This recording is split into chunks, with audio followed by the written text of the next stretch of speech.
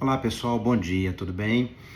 Esse vídeo é para fazer um resumo do que foi a nossa reunião de ontem da Assembleia da UMVV, que começou ontem às 7h30 da noite, foi até às 10h30 da noite, foram 3 horas de reunião. Eu fui ver hoje o relatório da reunião, foram 212 pessoas que participaram, que passaram pela reunião, né? Fica aqui o meu agradecimento a todos que puderam estar ali em algum momento e trazer as suas contribuições. Bom, vou fazer um breve resumo para poder colocar todo mundo na mesma página. Nós começamos a reunião ontem eu fazendo uma breve síntese, gente, daquilo que são as principais aflições do mercado que nós conversamos muito ao longo do ano passado, de 2024, né? Claro, né, a primeira questão é a baixa demanda de vistorias, e isso está intimamente relacionado a diversas questões, dentre elas, né, o que a gente já viu que existe de fato, né, uma evasão de vistorias, ou seja, vistorias que deveriam ser delegadas e realizadas pelas ECVs, mas que não estão sendo, que algumas ainda estão sendo feitas aí pela Polícia Civil, pela Ciretran, né? A questão da não delegação de algumas modalidades de vistoria lacrada, vistoria para baixa, né?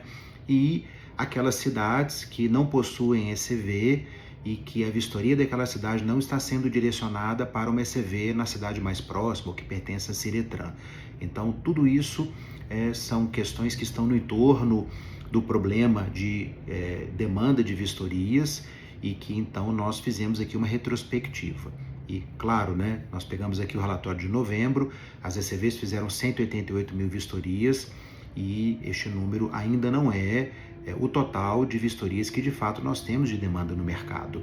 Eu acredito, né, que esse número de vistorias seja aí maior que 200 mil vistorias, talvez 250, talvez 270 mil vistorias, ninguém sabe ao certo esse número, mas fato é, tem uma fatia do mercado que ainda não foi designado para as empresas e isso é um ponto de preocupação e algo que a gente vem pleiteando já há bastante tempo junto à SET, tá? A questão da burocracia dos processos de alteração de vistoriador, de box, que levam 30, 60, 90 dias, aliás, 30 dias não, né? É sempre muito mais do que isso, né?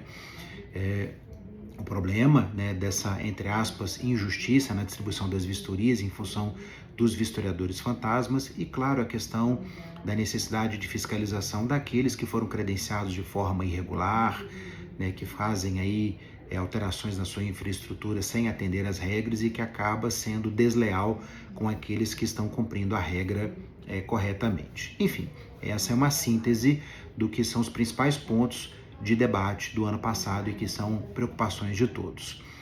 Mas qual é o grande dilema, gente, que a gente hoje enfrenta, que todos nós enfrentamos? Medidas que sejam tomadas para melhorar aí o cenário, para poder, seja reduzir o custo das empresas ou qualquer outra coisa que seja, a preocupação é que isso atraia outras pessoas para poder montar, né? E aí busca-se um equilíbrio agora, mas daqui a pouco tem mais um monte de gente montando e o problema se repete, né? Então, nós conversamos muito ontem sobre o que fazer, né? Quais os caminhos que nós podemos trilhar para que a gente encontre um equilíbrio que seja um pouco mais duradouro para o mercado. E então nós temos apenas dois caminhos. Ou o Estado consegue medidas para reduzir as despesas das empresas, reduzir o custo operacional das empresas, ou o Estado aumenta a receita delas. Né? E o aumento de receita, ele só pode acontecer em duas possibilidades. Ou aquela demanda que ainda não foi designada para as empresas de fato ser designada, ou o Estado permite que as empresas cobrem mais pelo serviço de vistoria, não apenas 23 UFENGs, mas mais do que as 23 UFENGs, né? Então, este é o impasse, né, que todos vivem e que nós precisamos, então, começar a trilhar esse caminho. Por isso, né, eu propus essa reunião ontem, essa assembleia ontem, para que a gente não apenas discuta com a SET as questões que já foram colocadas no trabalho, de burocracia, fiscalização, etc., mas também sobre um necessário reequilíbrio econômico-financeiro das empresas, tá? E a busca por esse reequilíbrio econômico, claro, não é uma coisa simples, não é algo que nós vamos conseguir com facilidade, né? E creio que nós vamos ter aí algum sucesso, pelo menos nós temos que acreditar que sim, né? A gente entrar numa batalha achando que perdeu, aí é melhor nem entrar, né? A gente tem que crer que as coisas vão dar certo, pelo menos algo possa dar certo.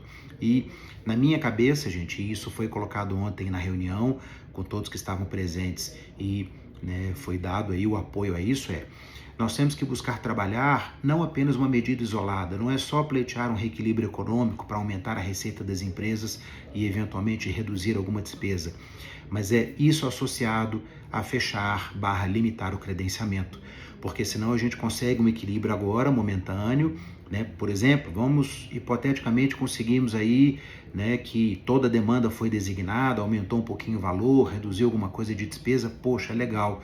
Encontramos novamente um ponto de equilíbrio, mas se o credenciamento continuar aberto, daqui a pouco tem 2.000 ECVs no Estado, e o Estado não precisa disso, né? As empresas que hoje já estão estabelecidas são capazes de atender a demanda do Estado com sobra. Então, o que nós agora entendemos como necessário é um pacote de medidas, é um pacote de ações para que a gente consiga ter de novo o mercado equilibrado e isso seja duradouro e não apenas momentâneo.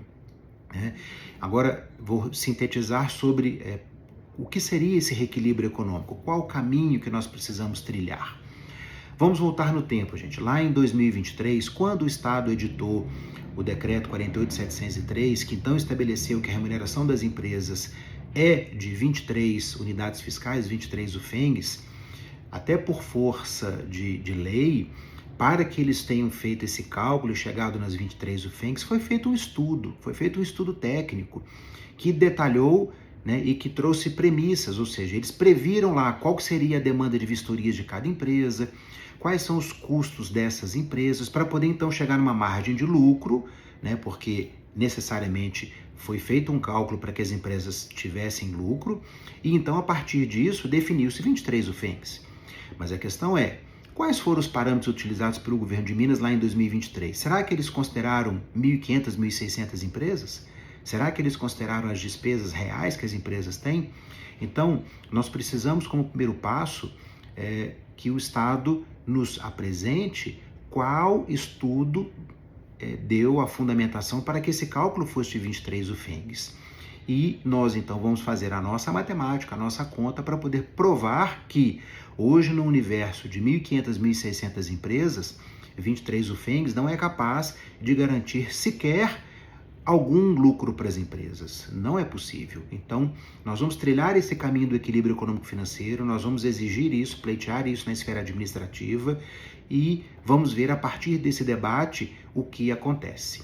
Essa discussão ela não acontecerá a princípio junto à SET, isso tem que ser na instância superior, nós vamos fazer um encaminhamento disso para a CEPLAG, porque no nosso entendimento isso está na esfera da CEPLAG, isso está na competência da CEPLAG e não da SET, tá? E vamos trilhar esse caminho para que a gente veja o que vem por aí e o que nós podemos conseguir nessa discussão, tá? E quando eu falo em pacote de medidas, que aí não apenas a questão do reequilíbrio econômico, ou seja, demanda e receita e valor financeiro, mas fechar o credenciamento, eu mesmo no passado achava que não seria possível fechar credenciamento. E nesse final de ano principalmente, eu conversei com muita gente, conversei com muitos advogados, né? Nós temos aí muitos empresários que são da área do direito, peguei opinião com muitas dessas pessoas e nessas conversas, nesses levantamentos, ficou muito claro que sim, há um amparo legal para que o credenciamento seja fechado. E aqui eu vou ler um trechinho, gente, para vocês. A Lei de Licitações, que é uma lei federal, a 14.133, ela tem lá a previsão do credenciamento, lá no seu artigo 79, tá? E essa lei federal tem um regulamento federal, que é um decreto, tá? O decreto 11.878, tudo bem que esse decreto, a aplicabilidade dele é para órgãos federais, mas ele traz ali uma questão importante no seu artigo 5º, vou ler aqui, que diz exatamente o seguinte: o credenciamento ficará permanentemente aberto durante a vigência do edital. Ou seja, não obriga que um edital de credenciamento fique permanentemente aberto, mas que enquanto ele estiver vigente, o credenciamento está aberto, tá? Então, sim, é possível haver uma limitação ao fechamento de credenciamento. E nós temos um exemplo disso em Minas Gerais, tá? As clínicas credenciadas pela SET, que fazem os exames médicos, né, para habilitação, o credenciamento não está aberto para quem quiser em qualquer cidade a qualquer momento. Foi publicado um edital em 2024 que limitou.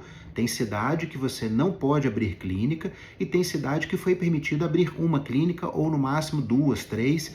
E naquelas cidades em que apareceram mais interessados do que as vagas disponíveis, foi feito um sorteio. Então, nós temos inclusive no nosso estado já, né, uma situação em que a própria SET implementou uma regra que limitou o credenciamento.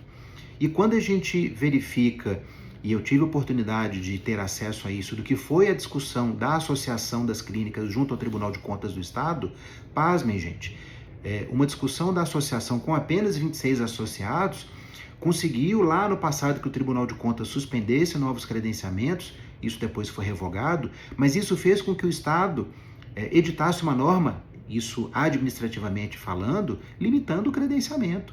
Então, aquilo que hoje é um pressuposto para as clínicas também se aplica a nós. Pensa comigo, a clínica, o preço é fixo, não é? A ECV também. A clínica, a distribuição é equitativa, é randômica. Na ECV também é. E nós ainda temos uma questão que, a meu ver, é até uma vantagem para as ECVs, porque para você hoje credenciar uma clínica, você precisa de um médico e de um psicólogo que tem que ter uma especialização específica na área de trânsito, e são poucos os profissionais que têm. Né? E já na ECV, o corpo técnico não tem essa limitação de oferta.